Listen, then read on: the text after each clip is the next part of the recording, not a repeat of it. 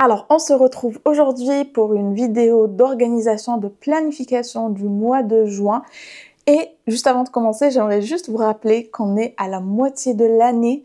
Donc, c'est un très bon moment pour faire le point sur les objectifs qu'on a déterminés au début de l'année, voir qu'est-ce qui a marché, qu'est-ce qui n'a pas marché, qu'est-ce qu'il faudrait peut-être modifier, changer, améliorer ou tout simplement supprimer. Donc, sans pression, c'est un petit peu le moment de faire le point par rapport à tout ça. Mais pour la vidéo d'aujourd'hui, en fait, j'aimerais vous présenter mon système d'organisation. J'ai un nouveau système d'organisation de planification mensuelle. Donc, j'ai créé un Notion template pour ça que vous allez pouvoir retrouver dans la barre d'infos. Mais même si vous voulez pas utiliser ce template, vous pouvez vous en inspirer pour vous recréer le même. Ou si vous n'utilisez pas Notion, vous pouvez quand même prendre le système que j'utilise et l'adapter à vos besoins, à une autre plateforme, ou même vous pouvez le faire sur papier. Alors, la première page, donc ça va être une page de planification mensuelle où vous allez avoir tous vos mois. Donc là, en l'occurrence, on va commencer avec juin. Mais si vous voyez ici, on a un petit bouton qui est nouveau mois. Donc, à chaque fois que vous cliquez dessus, ça va générer un nouveau mois avec toutes les pages qu'il y a à l'intérieur. Donc, vous n'allez pas devoir tout refaire pour chaque mois. Vous aurez ce template qui va être recréé. Vous n'avez qu'à cliquer sur ce bouton pour chaque mois à venir. Donc, on va commencer avec celui qui est déjà là, nouveau mois. Donc, ça va être le mois de juin. Donc, je vais juste noter ici que c'est le mois de juin. Et moi, j'aime bien choisir une petite icône qui va représenter le mois. Pourquoi pas un petit soleil. Donc, pour la planification mensuelle, voilà ce qu'il y a dans ce template. Vous allez arriver sur la page de la planification mensuelle en général du mois. Ensuite, ici, vous allez avoir 4 catégories. La première catégorie, c'est la catégorie planification avec une page pour les objectifs et une page pour les routines. Ensuite, vous allez avoir une catégorie intention avec une page de bucket list et une page de mood board. Une catégorie finance avec une page pour le budget, une catégorie bilan avec le bilan hebdomadaire, le bilan mensuel et le mois en photo. Ensuite, en bas, c'est en fait la page principale que vous allez voir au quotidien. Là, tout à fait à gauche, on a une petite image avec une citation. Ça, c'est un widget, ça veut dire que vous pouvez cliquer là pour rafraîchir et chaque jour, vous allez avoir une nouvelle citation inspirante. Ensuite, là, j'ai mis la météo. Et vous pouvez également changer, comme vous pouvez voir ici, Customize, vous cliquez dessus et vous allez changer par rapport à votre zone, là où vous vous trouvez. Et là, on a une petite horloge qui va nous donner l'heure. Ensuite, on passe à l'agenda. Donc ce tableau, moi, je l'ai filtré de manière à ce que vous ne voyez que les tâches du jour en cours. Donc vous n'avez besoin de rien faire. Chaque jour, il va actualiser et vous montrer les tâches du jour. Mais à chaque fois que vous allez vous rappeler d'une tâche, peu importe si vous devez la faire aujourd'hui, demain ou dans 2 semaines, vous allez venir ici noter c'est quoi la tâche.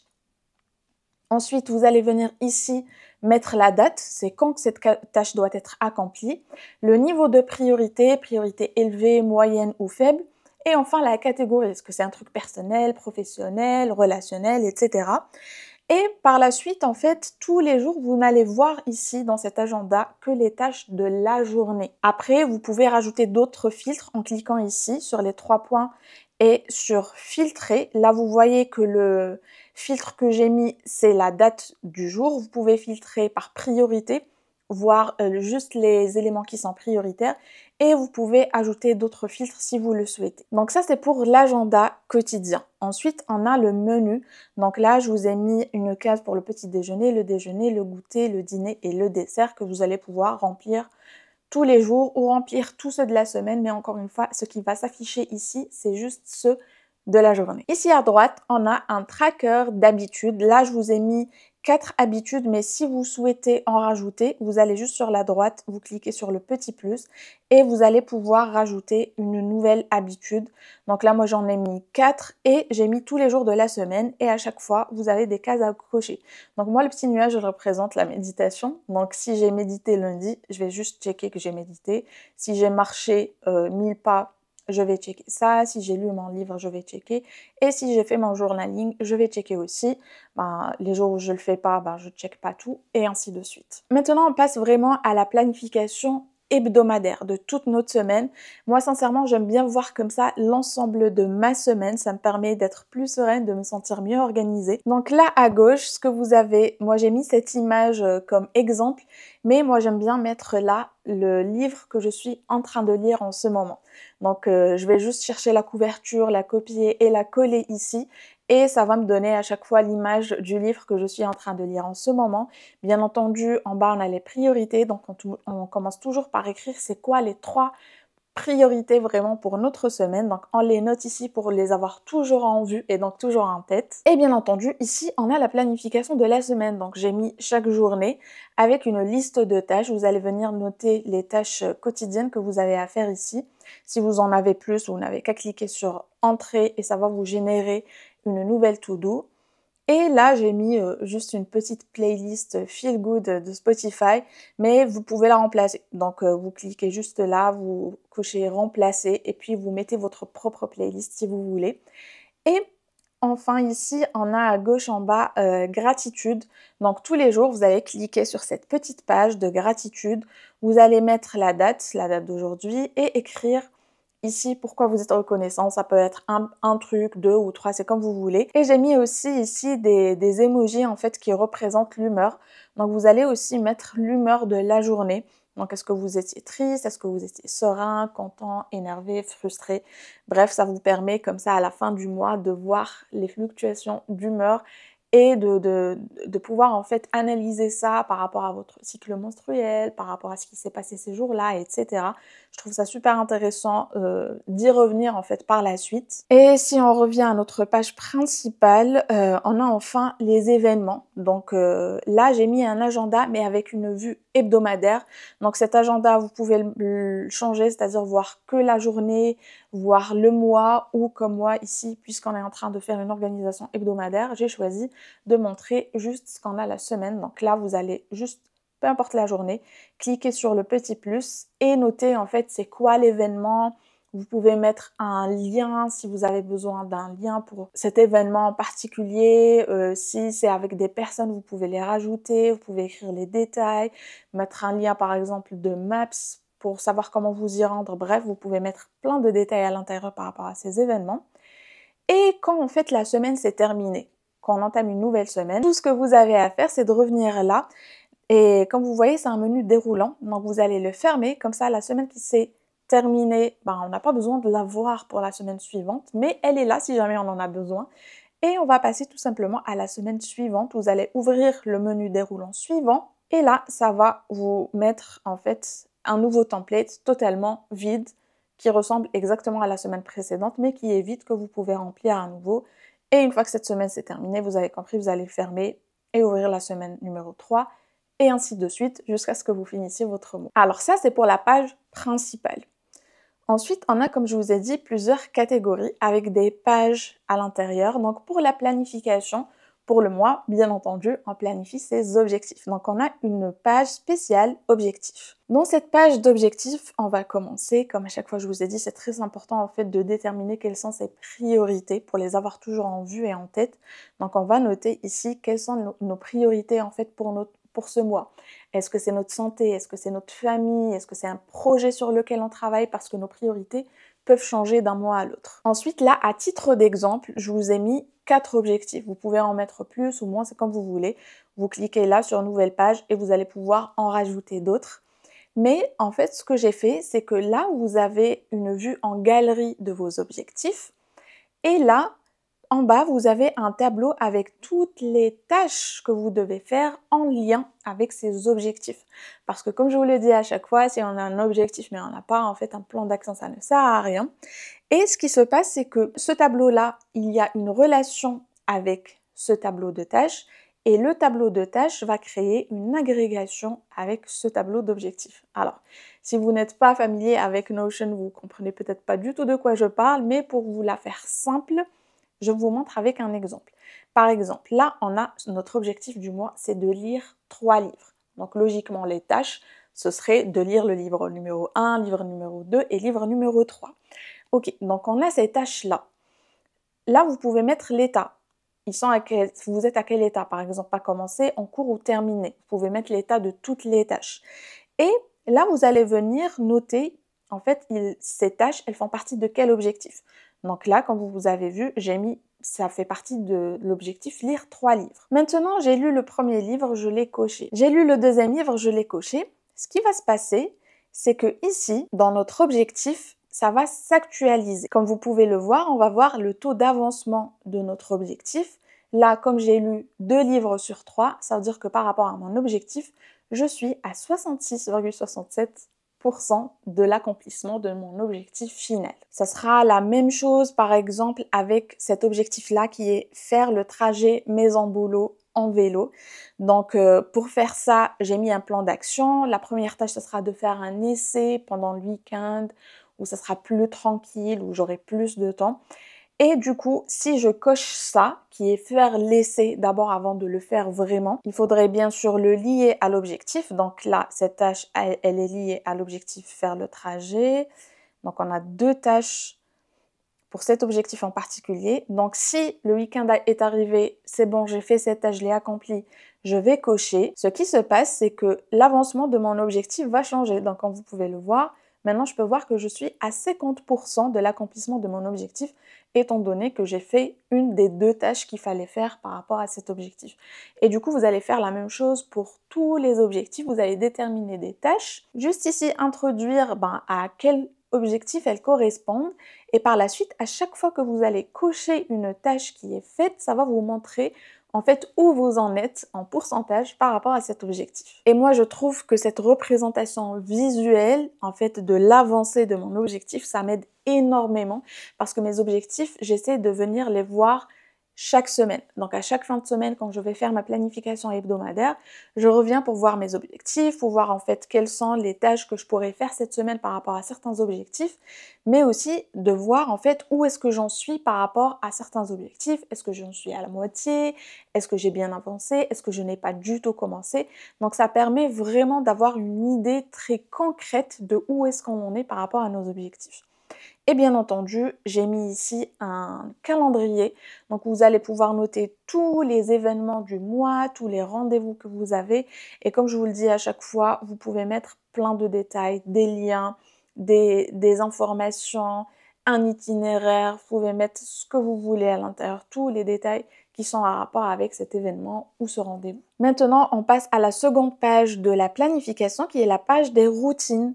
Donc moi ici j'ai mis que la routine du matin, la routine du soir, mais vous pouvez mettre autant de routines que vous voulez, votre routine de sport, votre routine de ménage, votre routine du week-end, bref, vous pouvez mettre toutes vos routines là-dedans. Donc là ce que je vous ai mis pour les routines, donc à gauche j'ai mis juste des images d'inspiration pour votre routine du matin et à droite on a un petit tableau qui détaille en fait toute votre routine matinale. Donc à 7h par exemple, c'est le réveil plus skincare, 7h jusqu'à 7h20 du coup. Après 7h20, c'est préparer le petit déjeuner, etc.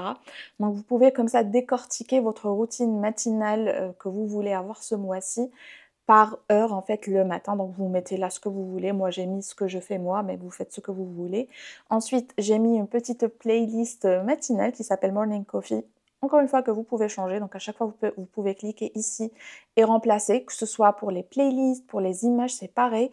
Vous venez ici, vous cliquez sur remplacer et ensuite vous allez coller l'image que vous voulez mettre. Et là, je vous ai mis des petites inspirations pour vos routines du matin si vous voulez vous en inspirer. Après, on passe tout de suite à la routine du soir, donc exactement la même chose. Je vous ai mis des images qui inspirent. Et là, on a un petit tableau avec justement notre routine du soir, heure par heure, qu'est-ce qu'on va faire. Et je vous ai également mis une petite méditation que vous pouvez faire directement ici, pas la peine d'aller sur YouTube. Donc vous cliquez sur lire et vous allez faire votre petite méditation guidée du soir. Et je vous ai mis, bien entendu, une petite playlist du soir Spotify que vous pouvez encore une fois changer et avec des inspirations pour votre routine du soir. Et comme je vous l'ai dit tout à l'heure, vous pouvez rajouter d'autres routines si vous voulez, juste ici. Donc ça, c'était pour la première catégorie. Pour la seconde catégorie, qui est la catégorie des intentions, on a la première page qui est notre bucket list. La bucket list, en fait, c'est toutes ces activités qu'on voudrait essayer ou faire pour le mois. Donc là, moi j'en ai mis quelques-uns, comme par exemple faire la visite d'un musée que vous n'avez jamais visité dans votre ville ou d'une ville à côté, un pique-nique lecture, aller au cinéma toute seule, finir mon puzzle. Donc ça, ce sont mes activités de bucket list. Et là, j'ai mis catégorie. Donc moi, je vous ai juste écrit catégorie 1, 2, 3, 4, 5, mais par la suite, vous pouvez les modifier et écrire c'est quel type de catégorie. Cette activité, elle fait partie de quelle catégorie. Quand vous avez fait l'activité, ben, vous pouvez venir cocher que vous l'avez terminée. Je vous ai mis une petite section de journaling où vous pouvez raconter votre expérience par rapport à cette activité. Et ici, vous pouvez mettre un lien. Donc, si par exemple, c'est pour le cinéma que vous devez acheter vos tickets, ben, c'est un lien pour aller acheter vos tickets. Et si vous avez besoin d'un itinéraire pour vous y rendre, vous allez pouvoir mettre l'itinéraire ici. Bref, vous pouvez mettre un lien par rapport à cette activité. Et là, ce que j'ai fait, c'est si vous n'avez pas d'idée pour les activités bucket list à faire pour le mois, ben, je vous ai fait ici des idées par catégorie pour le mois de juin d'activités que vous pouvez essayer. Donc, c'est par catégorie, comme vous le voyez ici à gauche. Et à droite, ce sont juste des images pour vous inspirer. Si on revient à notre catégorie, on a ensuite un mood board. Donc, comme je vous l'ai expliqué, un mood board dans ma vidéo précédente, c'est vraiment des images qui ne représentent pas forcément des objectifs, comme c'est le cas avec un tableau de visualisation. C'est plus des images qui représentent l'ambiance, l'atmosphère que vous voulez pour le mois. Donc là, moi, j'ai mis mon propre collage ici. Comme vous pouvez le voir, c'est un mix entre des images, entre des petits mots, etc. Et bien entendu, vous pouvez le remplacer avec vos propres images que vous allez trouver bien entendu sur Pinterest. Et vous cliquez ici, remplacer, et vous allez pouvoir remplacer toutes ces images avec les images qui représentent votre mood board à vous. Et ici, je vous ai mis, au fond, qu'est-ce que ça veut dire exactement un mood board et comment vous pouvez vous faire votre propre mood board. Ensuite, passons aux choses sérieuses. Donc, on a la catégorie finance où je vous ai mis une page de budget. Donc, dans cette page, on commence avec le premier tableau qui est celui des revenus. Donc, c'est là que vous allez noter vos revenus. Donc là, moi, j'ai mis source 1, source 2, mais vous allez mettre, c'est quoi justement la source 1? Est-ce que c'est votre salaire? Est-ce que c'est des allocations? Est-ce que c'est des ventes que vous faites à côté? Peu importe. Vous allez noter c'est quoi la source. Ensuite, ici, vous allez noter c'est quoi le montant et la date de cette rentrée d'argent. Et là, comme vous voyez, j'ai mis une fonction où ça va vous calculer automatiquement la somme de tous les montants qui sont rentrés dans votre poche.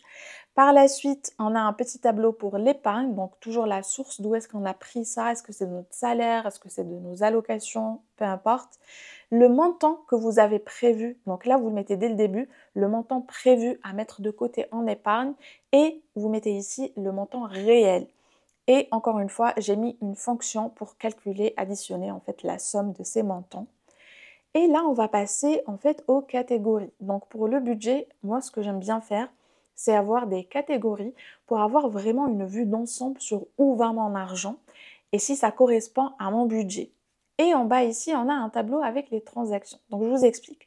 Là, on a des catégories. Comme vous pouvez le voir, j'ai mis comme catégorie loyer, facture, transport, alimentation, sortie, restaurant, habits, skincare, dents et cadeaux et enfin imprévu. Vous pouvez en rajouter autant que vous voulez les catégories. Ce qu'il y a à l'intérieur de chaque catégorie, déjà vous avez le nom de la catégorie, c'est quoi? Ça c'est une agrégation, je vais vous expliquer après. Là on va mettre le budget alloué, donc c'est quoi le budget que vous allez allouer à cette catégorie? Et c'est quoi comme dépense? Est-ce que c'est une dépense fixe? Est-ce que c'est une dépense variable? Ou est-ce que c'est une dépense imprévue? Donc là je vous ai mis déjà ça, vous n'avez qu'à sélectionner. Et en fait, comment ça va se remplir? Vous n'allez pas remplir les montants ici que vous avez dépensés. Vous allez juste noter c'est quel type de dépense et le budget alloué. Mais par la suite, on va venir dans ce tableau-là qui est très important, c'est le tableau des transactions. Donc à chaque fois que vous allez faire des dépenses, vous allez venir les noter ici. Donc là, moi j'ai écrit dépense 1, 2 à titre d'exemple, mais vous allez noter c'est quoi la dépense. Donc vous allez noter c'est quoi la dépense, le montant, donc combien vous avez dépensé, Après ici, vous allez noter comment vous avez dépensé. Est-ce que c'est avec la carte de crédit, je ne sais pas, si vous avez plusieurs cartes de crédit, si vous avez plusieurs cartes de débit, si vous avez dépensé cet argent en cash. Donc là, vous allez vraiment noter comment est-ce que vous avez dépensé cet argent. Et ensuite, la catégorie, est-ce que c'est une dépense fixe, variable ou imprévue? Et là, on a une relation avec le tableau des catégories. Donc, vous allez noter, cette dépense, c'est pourquoi? Est-ce que c'est pour le loyer? Est-ce que c'est pour l'alimentation? Est-ce que c'est pour le transport? Vous voyez? Et en fait, ce qui va se passer, c'est qu'à chaque fois que vous allez mettre une dépense ici, ça va automatiquement venir s'additionner ici. Donc, je vous montre un exemple. Ici, par exemple, on a les factures. Disons qu'on a payé une facture de 50 $. Comme vous pouvez le voir ici, c'était quoi? C'était les factures. Donc, c'est venu s'inscrire ici, que j'ai dépensé pour cette catégorie 50 $. Donc là, on va faire une autre dépense d'une autre facture. Maintenant, c'est la facture du téléphone, on va dire. Et par exemple, pour notre facture de téléphone, on a payé 20 $. On l'a payé avec notre carte de débit de notre compte bancaire numéro 2. C'est une dépense fixe, c'est un abonnement, donc on paye à chaque fois la même chose. Et ça fait partie de nos factures. Donc ici, on va aussi sélectionner facture. Si on remonte dans nos catégories, on va voir que la catégorie des factures est passée de 50 à 70. C'est tout simplement parce que ça a additionné les 20 € de notre facture de téléphone qu'on vient de payer. Donc là, j'ai mis une fonction de telle manière à ce que à chaque fois que vous allez faire une dépense par rapport à cette catégorie, ça va s'additionner automatiquement. Et donc à chaque fois que vous allez venir voir ici vos dépenses, vous allez vraiment avoir une vue d'ensemble sur où est-ce que, par exemple, le loyer, c'est une dépense fixe, donc c'est clair, là, on n'en parle plus. Mais par exemple, pour le transport, je suis sûre que ça va varier d'un mois à l'autre.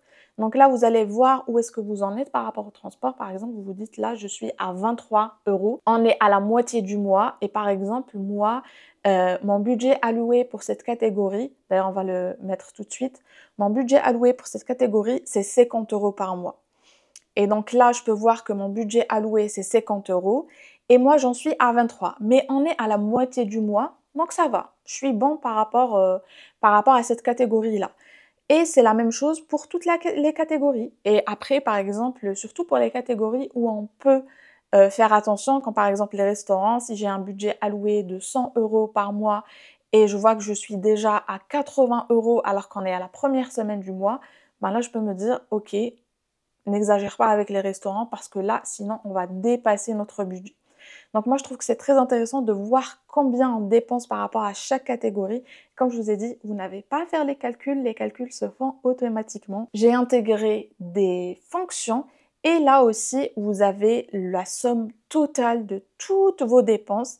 Mais par la suite, comme c'est un tableau, vous pouvez filtrer. Donc vous allez pouvoir filtrer ici pour voir, par exemple, si on veut voir combien on a dépensé que pour les catégories fixes, on peut voir ici quelles ont été toutes nos dépenses fixes pour ce mois et on peut voir la somme juste pour les dépenses fixes. On peut faire la même chose pour les dépenses imprévues, pour les dépenses variables. Vous pouvez en fait filtrer de différentes manières ce tableau pour pouvoir mieux analyser en fait comment vous dépensez votre argent. Donc si on revient à notre dernière catégorie qui contient 3 pages, la première page c'est celle du bilan hebdomadaire. Donc à chaque fin de semaine, on va venir dans cette page pour faire le bilan de la semaine. Donc là à gauche, vous avez des citations que vous pouvez en fait régler. C'est un widget, donc vous pouvez ici rafraîchir et avoir une nouvelle citation ou bien régler l'image de fond, quel type de citation vous voulez, etc. Et là à droite, c'est pas juste une image, en fait c'est l'heure réelle. Elle vous donne l'heure réelle à chaque fois. Je trouve ça assez sympa. Là, je vous ai mis une petite playlist chill que vous pouvez mettre pendant que vous faites votre bilan. Et concernant le bilan, je l'ai divisé en plusieurs catégories. Donc on a la catégorie état d'esprit et bien-être, gratitude et positif, prise de conscience et apprentissage et intention pour la semaine à venir.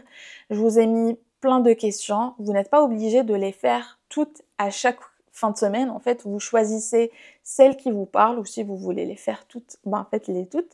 Mais sinon, ce sont des questions introspectives pour faire le bilan. Donc là, vous avez la question et ensuite là, je vous ai mis un menu déroulant que vous allez ouvrir et venir là et noter votre réponse. Quand vous aurez fini d'écrire votre pavé ou même une ou deux phrases, vous allez pouvoir refermer si vous ne voulez pas en fait avoir votre réponse comme ça affichée tout le temps. Vous pouvez refermer, en plus ça fait un petit peu mieux organisé. Et si vous descendez en bas, je vous ai mis une méditation que vous pouvez faire directement ici. C'est une méditation de pleine conscience, de calme, de 10 minutes que vous pouvez faire avant de faire votre bilan ou juste après, c'est comme vous le souhaitez. Et ici, je vous ai mis en fait des tâches à faire pour faire un reset de la fin de semaine, comme par exemple revoir et planifier la semaine à venir. Quand vous aurez fait ça, vous aurez rempli votre agenda, les rendez-vous, vos priorités, que vous avez revu vos objectifs, etc. Vous allez pouvoir cocher pour dire que bon, ça c'est bon, je l'ai fait pour ma semaine, et ainsi de suite pour toutes les autres tâches que vous pouvez faire. Et là, c'est pour une semaine. Donc, quand la semaine d'après va arriver, je vous ai mis ici un petit bouton qui va générer le même template à nouveau. Donc, vous cliquez dessus et ça va vous donner une nouvelle semaine. C'est un menu déroulant, donc vous allez l'ouvrir et vous allez retrouver la même chose que ce que vous avez fait pour cette semaine. Et dès que cette semaine sera finie, vous allez refaire la même chose. À chaque fois, il y a un bouton, vous cliquez dessus, ça va vous générer à nouveau ce template avec bien sûr les espaces pour les réponses qui sont vides. Donc ça, c'est pour notre bilan hebdomadaire, mais on doit aussi faire un bilan mensuel à la fin du mois. Donc pour le bilan mensuel, c'est pareil, des questions introspectives avec des catégories.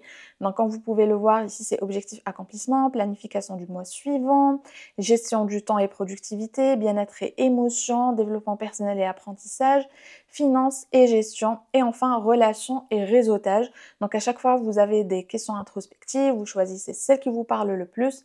Et comme à chaque fois, pour les réponses, c'est un menu déroulant. Donc vous ouvrez, vous venez ici, vous écrivez toutes vos réponses. Quand vous avez fini, vous pouvez refermer et vous êtes tranquille. Après, moi, je vous dis, je vous parle chaque année des awards que je fais en fait pour le meilleur livre de l'année, meilleur podcast de l'année, meilleure série ou film de l'année. Et en fait, j'ai décidé de le faire pour chaque mois parce que pourquoi pas. Donc là, on commence avec les livres. Je vous ai mis ces photos que vous pouvez remplacer par les images des livres en fait, justement. Donc moi, j'en ai mis deux parce que je lis généralement des romans, des livres de fiction, mais aussi des livres de développement personnel, des livres de psychologie, etc. Donc je choisis toujours le meilleur livre du mois fiction et le meilleur livre du mois dans le côté non-fiction, et je vais mettre les couvertures ici. Ensuite, le meilleur morceau du mois ou le morceau que vous avez le plus écouté ce mois ou celui que vous avez découvert ce mois, vous allez le mettre ici. Donc pareil, comme je vous le dis à chaque fois, vous cliquez sur remplacer, vous copiez votre morceau de Spotify et vous allez venir le coller ici et ça va l'afficher. La série ou le film du mois, vous mettez l'affiche ici. Et le meilleur podcast du mois, bon là j'ai fait un petit plugin où je vous ai mis mon podcast, mais vous allez remplacer avec le podcast que vous avez le plus écouté, vous avez le plus aimé ce mois. Vous pouvez mettre un épisode spécifique de podcast que vous avez bien aimé ce mois-ci. Et je trouve ça super sympa d'y revenir en fait des mois plus tard, voire une année plus tard, et voir en fait ce mois-ci, qu'est-ce que vous avez vraiment aimé. Et ça va vous aider en fait pour faire le bilan ou les awards à la fin de l'année. Vous allez pouvoir en fait revoir tous vos mois. Parce que des fois, voilà, il y a un morceau qu'on a adoré pendant un mois et après on l'oublie, ou une série qu'on a adorée et qu'on oublie par la suite. Mais là, moi j'adore comme ça tout documenter, je trouve ça extrêmement satisfaisant. Donc maintenant qu'on a fait le bilan du mois, il nous reste juste une page avant de finir ce tour de Notion. Donc on a le mois en photo. Je vous en ai parlé plusieurs fois, je vais vous en parler encore une fois. J'adore à présent faire en fait un récap de la semaine avec des photos qui représentent la semaine. Et du coup, là, j'ai décidé, au lieu de le faire chaque semaine et que ce soit éparpillé, je trouve que c'est mieux de regrouper tout ça dans un mois, mais par catégorie, par semaine. Donc là, vous avez cette page du mois en photo et je vous ai mis des catégories par semaine. Donc vous avez la semaine numéro 1, la semaine numéro 2, 3 et 4. Donc à chaque fin de semaine, quand vous faites votre bilan de la semaine, vous allez sur votre téléphone dans les photos de la semaine et vous allez choisir les photos qui représentent la semaine, que ce soit des photos de vous, de vos proches, de vos animaux, de plats que vous avez mangés, de couchers de soleil que vous avez photographiés, bref, des photos qui représentent la semaine. Et comme je vous le dis à chaque fois, vous cliquez ici, remplacer, et vous remplacez en fait ces Polaroids vides avec vos propres photos. Là, je vous en ai mis 8. Si vous voulez en mettre plus, en fait, il suffit juste de venir ici, de cliquer sur dupliquer et ça va vous créer un nouvel espace pour une photo et vous faites la même chose à chaque fois. Donc semaine 2, etc. Et je trouve que ça serait super sympa à la fin du mois d'avoir comme ça un album de photos qui vont représenter votre mois. Donc voilà pour mon nouveau système d'organisation sur Notion. Et comme je vous ai dit, quand juin sera terminé, et que ça sera juillet, tout ce qui vous restera à faire, c'est d'appuyer ici sur le bouton nouveau mois. Ça va vous générer un nouveau mois automatiquement, un nouveau mois exactement comme celui qu'on vient de voir, que vous allez pouvoir personnaliser. Donc vous n'aurez qu'à recliquer dessus et cette fois, ça sera juillet. Et vous allez refaire la même chose pour juillet et bien entendu, vous pouvez changer ces images. Il vous suffit à chaque fois, comme je vous le dis, de cliquer sur les 6 points qui sont ici et de cliquer sur remplacer.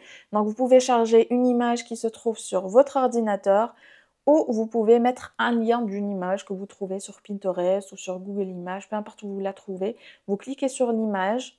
Je vais vous montrer, ce sera plus simple. Disons par exemple que vous avez choisi cette image sur Pinterest. Donc vous allez faire un clic droit et vous allez cliquer sur copier image adresse. Donc vous allez copier en fait l'adresse de l'image et vous allez revenir ici et vous allez copier le lien de l'image et mettre intégrer.